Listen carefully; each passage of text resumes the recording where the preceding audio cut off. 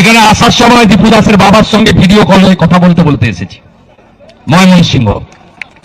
বলেছে আপনি একটা নাম্বার দিন, অ্যাকাউন্ট নাম্বার। বাংলাদেশ থেকে মুসলমানরা বাবরি মসজিদের জন্য টাকা দিতে পারলে ভারতের হিন্দুরাও দীপু দাসের বাবাকে ভাইকে টাকা দিতে পারবে। বলেছে অ্যাকাউন্ট নম্বর দিন, আমি প্রথম ঢোকাবো। হিন্দুদের বলবো যে যা পারবেন দিবেন, তাকে দেখাতে হবে সংঘ শক্তি, হিন্দু শক্তি। নমস্কার, বাংলা বার্তা থেকে বলছি সন্ময় বন্দ্যোপাধ্যায়। শেষ পর্যন্ত বাংলাদেশে ময়মনসিংহে পৌঁছে গেলেন শুভেন্দু অধিকারী। গতকাল সাগরের জনসভায় যাওয়ার আগে সরাসরি দীপু দাস ময়মনসিংহের সেই বর্বরচিত হত্যাকাণ্ডে যে মানুষটিকে জীবন্ত দগ্ধ করে মৃত্যুর মুখে ঠেলে দিয়েছিল বাংলাদেশের জিহাদিরা এবং বাংলাদেশের র্যাবের সহযোগিতায়, সেই দীপু দাসের বাবার সঙ্গে শুভেন্দু অধিকারী সরাসরি ভিডিও কলে কথা বললেন, পরিষ্কারভাবে বললেন। আপনারা শুনলেন সেটা যে বাংলাদেশের মানুষ যদি বাবরি মসজিদের জন্য অর্থ সাহায্য পাঠাতে পারে, তাহলে আমরা দীপু দাসের বাবার জন্য আর্থিক সাহায্য পাঠাতে পারবো না কেন, বা দীপু দাসের ছোট্ট কন্যা বা স্ত্রীর জন্য আমরা আর্থিক সাহায্য পাঠাতে পারবো না কেন। সরাসরি প্রকাশ্যেই বললেন যে আমি বলেছি তাকে যে আপনার অ্যাকাউন্ট নাম্বার দিন, আমি শুভেন্দু অধিকারী পরিষদীয় বিরোধী দলনেতা আপনাকে অর্থ সাহায্য পাঠাবো এবং বাংলার সমস্ত মানুষের কাছে বলবো দীপু দাসের পরিবারের হাতে আর্থিক সাহায্য তুলে দিন। বাংলাদেশের মানুষ যদি, বাংলাদেশের নির্দিষ্ট জনগোষ্ঠীর মানুষ যদি বাবরি মসজিদের জন্য অর্থ সাহায্য পাঠাতে পারে, তাহলে আমরাও দীপু দাসের জন্য, দীপু দাসের পরিবারের জন্য অর্থ সাহায্য পাঠাতে পারি। That is the need of the hour. এটাই তো এই মুহূর্তের চাহিদা, প্রয়োজন। ভালো করে খেয়াল করে দেখুন, এত বড় বর্বরচিত একটা ঘটনা ঘটার পর এ রাজ্যের মুখ্যমন্ত্রী মমতা বন্দ্যোপাধ্যায়ের কোনো বিকার দেখেছেন, কোনো শব্দবন্ধ উচ্চারণ দেখেছেন, কোনো ফেসবুকে নিন্দাসূচক কোনো প্রস্তাব দেখেছেন? কাক মূল্য মমতা বন্দ্যোপাধ্যায়, অভিষেক বন্দ্যোপাধ্যায়, চন্দ্রিমা, অরূপ তাদের দিয়ে রাস্তায় মিছিল পার করেন। দীপু দাসের বর্বরচিত হত্যাকাণ্ডের ব্যাপারে একটি মিছিল করার কথা কল্পনায় আনলেন না কেন? কেউ রেগে যাবে, কেউ চটে যাবে। যাদের জন্য ঈদের নামাজে গিয়ে হিন্দু ধর্মকে গন্ধা ধর্ম বলে শব্দ উচ্চারণ করেন, সেই স্বার্থটা তাহলে কি বিঘ্নিত হবে? ভোট ব্যাংক কি বিঘ্নিত হবে?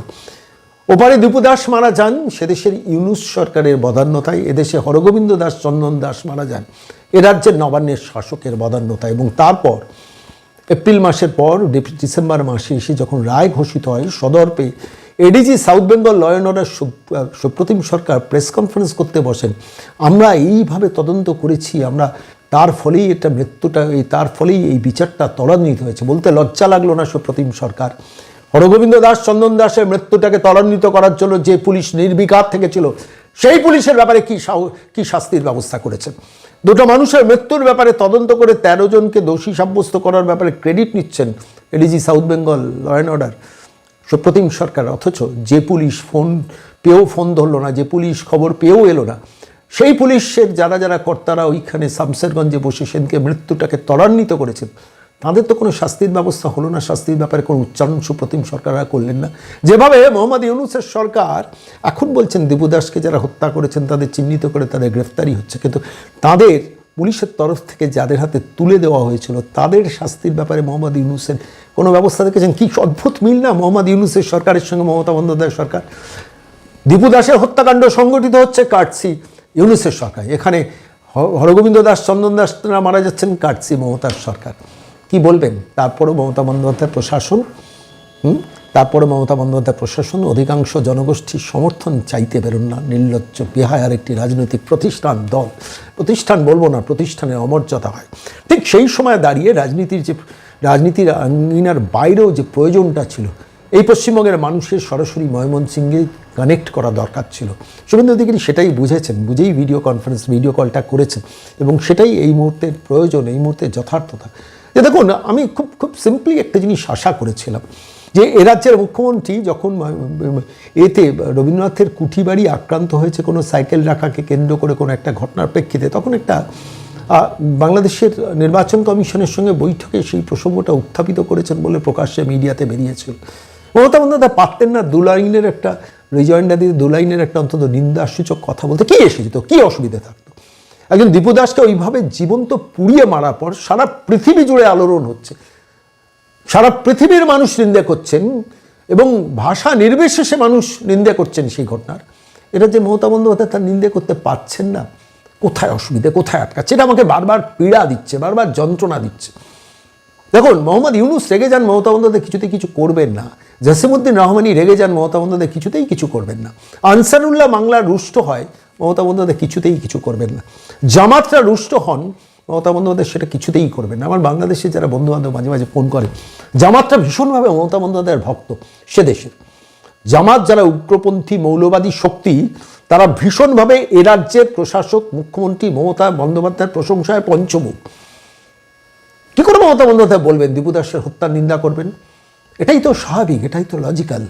যে ব্যবহারটা করছেন সেটা আমাদের পীড়া দিচ্ছে, যে কোনো সুস্থ মানুষকে সেটা পীড়া দিচ্ছেন। আর পাশাপাশি পীড়া দিচ্ছে, এই কলকাতার বুকে লম্বা লম্বা মিছিল হয় গাজার জন্য, প্যালেস্টাইনের জন্য, ভেনেজুয়েলার জন্য যথার্থ, কিউবার জন্য যথার্থ, কিন্তু সেই রাজ্যের মানুষ যারা ভেনেজুয়েলা, কিউবা কিংবা গাজা কিংবা প্যালেস্টাইনের জন্য মিছিল করেন, বিষয়ে মিছিল করেন, সেই কলকাতার মাটিতে দীর্ঘ থেকে দীর্ঘতর কেন মিছিল হচ্ছে না বাংলাদেশের ময়মনসিংহের এই মর্মান্তিক ঘটনার প্রেক্ষিতে দাঁড়িয়ে? আগামীকাল যদি আবার আরও একজন দীপু দাস মারা যান, তার দায় কি কলকাতা এড়াতে পারবে? যে কলকাতা বাংলাদেশের মুক্তিযুদ্ধের সময় যার জাগরণ ঘটেছিল, সেই কলকাতা কি জেগে উঠতে পারে না? ঘুম থেকে উঠে বসে বলতে পারে না নো মোর, নো ফার্দার, এই এই এই হত্যাকাণ্ড সংগঠিত হতে আমরা দিতে পারবো না কিছুতেই? কোথায় গেল বাঙালি অস্মিতা? বাঙালি অস্মিতার কথা বলা বাংলার সকল ইন্টেলেকচুয়াল সমাজ। হরিয়ানাতে ৭২ জন বাংলাদেশিকে ডিটেন করে তাদের ইন্টারোগেট করা, তারা আদৌ বাংলাদেশি না তারা ভারতীয় সেটা নিয়ে চিহ্নিত করার যখন পুলিশ যখন একটা জায়গায় ডিটেন করে রাখে, তখন আনন্দবাজার পত্রিকার মতো পত্রিকা প্রথম পৃষ্ঠায় ৭২ জন নিয়ে লম্বা এডিট পোস্ট করেন। আর এই মুহূর্তে দাঁড়িয়ে যখন দীপু দাসের হত্যার ব্যাপারে এ রাজ্যের শাসক মমতা বন্দ্যোপাধ্যায় নীরবতা পালন করছেন, তখন একইভাবে মৌনতা পালন করছেন এ রাজ্যের সর্বাধিক প্রচারিত তথাকথিত দৈনিক। ভাববেন না বাঙালি ইন্টেলেকচুয়াল একটু ড্রয়িং রুম থেকে বেরিয়ে একটু অন্তত প্রতিবাদে সোচ্চার হন না, যে দীপু দাসের যে হত্যাকাণ্ড সংঘটিত হয়েছে সেই হত্যাকাণ্ড বাংলাদেশে হওয়া যাবে না, হতে দেওয়া যাবে না। বাঙালি হিসেবে তার নিন্দা করছি। কোথায় অসুবিধা বাঙালির? এটা খালি ভাবায়, তার কোনো অসুবিধাটা হচ্ছে বাঙালির ইন্টেলেক্টে কোনো একটা জায়গায় তথাকথিত সিউডো সেকুলারিজম, তোষণ, তুষ্টিকরণ, এই রাজনীতি ঘুঘুর বাসার মতো বেঁধে বসেছে। তার ফল হচ্ছে এটাই। আর Mamata Bandyopadhyay she is known for that. ঈদের নামাজে গিয়ে যখন হিন্দু ধর্ম, গন্ধা ধর্ম বলেন, যাদের জন্য বলেন, যাদের তুষ্ট করার জন্য বলেন, যে ভোট ব্যাংকের জন্য বলেন, সেই ভোট ব্যাংকের জন্য দীপু দাসের জন্য মমতা বন্দ্যোপাধ্যায়ের স্টকে কোনো নিন্দে থাকে না, সোশ্যাল মিডিয়াতে সেটা নিয়ে কোনো পোস্ট থাকে না। হরগোবিন্দ দাস, চন্দন দাসের বাড়িতে যখন আদিক্ষেতা করার নাটক করার জন্য যাচ্ছিলেন, হরগোবিন্দ দাসের স্ত্রী, চন্দন দাসের স্ত্রী সরাসরি কলকাতায় চলে এসেছিলেন। যে বাড়িতে উঠেছিলেন সেই বাড়ির ফ্ল্যাটের দরজা ভেঙেছিল বিধাননগরের পুলিশ। এই বাস্তবতাটা বুঝতে হবে বাঙালির মানুষকে। যদি সজাগ হতো বাঙালি, তাহলে ওয়াকফ আইন নিয়ে, সংশোধনী আইন নিয়ে এই ভাঙচুর করা তো অঙ্কুরে বিনাশ করতে পারতেন মমতার সরকার। করতে পারতেন না? একটু ভালো করে ভাবুন তো। সঙ্গে সঙ্গে ৫ মিনিটে তো আটকে রাখতে পারতেন। যখন এই শামসেরগঞ্জ ওইভাবে আক্রান্ত হলো, হিন্দু জনগোষ্ঠী যখন আক্রান্ত হলো, ৩০টা দোকানের মধ্যে যে ১২টা দোকান হিন্দুদের, সেই বাছাই করা দোকানগুলো আক্রান্ত হলো। তারপর ADG law and order south Bengal Supratim Sarkar চলে গেলেন, সঙ্গে সঙ্গে মমতা বন্দ্যোপাধ্যায় পৌঁছে যেতে পারতেন না? রাজীব কুমার সঙ্গে সঙ্গে পৌঁছে যেতে পারতেন না? প্রশ্ন তো আমরাও করেছিলাম। গেছেন, অনেক পরে গেছেন। কখন গেছেন? যখন হরগোবিন্দ দাস, চন্দন দাসটা শেষ হয়ে গেছেন। মমতা বন্দ্যোপাধ্যায় বলেছিলেন না, ওপার বাংলা থেকে এসে উস্কে এই সব ঘটনা ঘটছে, বিএসএফ টাকা দিচ্ছে, দিয়ে সব ঘটনা সংগঠিত করছে। তারপর যে ১৩ জন শেষ পর্যন্ত তাঁরই পুলিশ চিহ্নিতকরণ করে তাদের শাস্তির ব্যবস্থা করলেন। কেউ কি বাংলাদেশি? কেউ বাংলাদেশি? আনন্দবাজার প্রশ্ন করবে এটা নিয়ে? মমতা বন্দ্যোপাধ্যায় তো বলেছেন তারা বাংলাদেশ থেকে এসে উত্তেজনা ছড়িয়ে গেছে, আর বর্ডার সিকিউরিটি ফোর্স হাতে ঢিল দিয়ে, পয়সা দিয়ে হাতে ঢিল ছুঁড়িয়েছে। বলেছেন না রাজ্যের মুখ্যমন্ত্রী? মনে পড়ে তখন ১২ই এপ্রিল ২০২৫ ঘটনাটা ঘটার পর বলেছিলেন না? ওখানে গিয়ে বা তারপরে প্রেস বিবৃতিতে বলেছিলেন না? কী হলো তার তদন্ত করছেন সুপ্রতিম সরকারের পুলিশ? ক্ষমতাই নেই।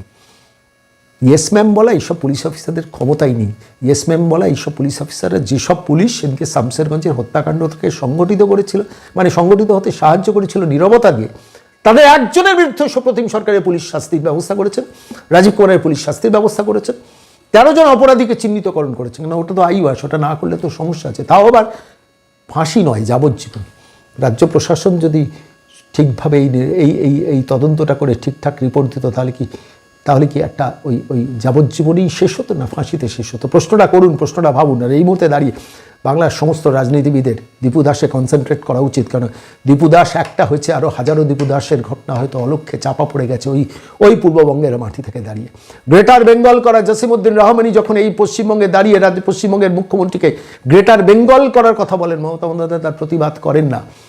জামাতরা সারা বাংলাদেশ জুড়ে যেখানে হিন্দু জনগোষ্ঠীর উপর নির্মমভাবে আক্রমণ চালিয়ে যাচ্ছেন, তখন মমতা বন্দ্যোপাধ্যায় নিন্দে করার সাহস শক্তি জোগাতে পারেন না, নাকি সততার টুকু তার পুঁজিতে থাকে না? প্রশ্নটা থাকবে, প্রশ্নটা বারবার করবো। আর এই মুহূর্তে দাঁড়িয়ে বাংলাদেশে ঢোকা দরকার, বাংলাদেশের দীপু দাসদের নিয়ে কথা বলা দরকার। তার কারণ মাত্র 18 কোটির মধ্যে 2 কোটি হিন্দু জনগোষ্ঠী, সেটাও শূন্যতে নামানোর পরিকল্পনা করেছেন জামাতরা। আর তারপর যখন গ্রেটার বেঙ্গল, পশ্চিমবঙ্গকে নিয়ে বাংলার গ্রেটার বেঙ্গল ডাকার, ঝাড়খণ্ডকেও সম্মিলিত করার যখন আহ্বান জসিমউদ্দিন রহমানি করেন, তখন এ রাজ্যের তথাকথিত সিউডো সেকুলার, প্রগতিশীল কিংবা মমতা বন্দ্যোপাধ্যায়রা দ্ব্যর্থহীন ভাষায় তার নিন্দে করতে পারেন না। আসলে মোহাম্মদ ইউনূস রেগে যাবেন এমন কিছু মমতা বন্দ্যোপাধ্যায় চাইবেন না, সেটাই তো বাস্তবতা।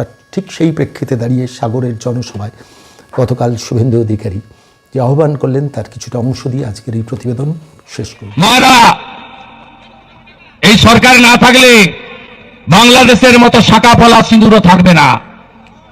মারা এই সরকার না গেলে তুলসী মঞ্চ বাঁচাতে পারবেন না। এই সরকারকে তাড়াতে হবে। বাংলাদেশ বর্ডার পশ্চিমবঙ্গে 6000 গ্রামে মন্দির নেই, তুলসী মঞ্চ নেই, শাক বাজে না, কাসর বাজে না, দীপ দেয় না। চট্টগ্রামে গলায় তুলসী দেখলে মারছে, হাতে দৌড় টাকা দেখলে মারছে, ধুতি পরলে মারছে, শিখা রাখলে মারছে, কপালে টিক পরলে মারছে। বদলা নেবেন না, বদলা নেবেন না, বদলা নেবেন না, বদলা নেবেন না।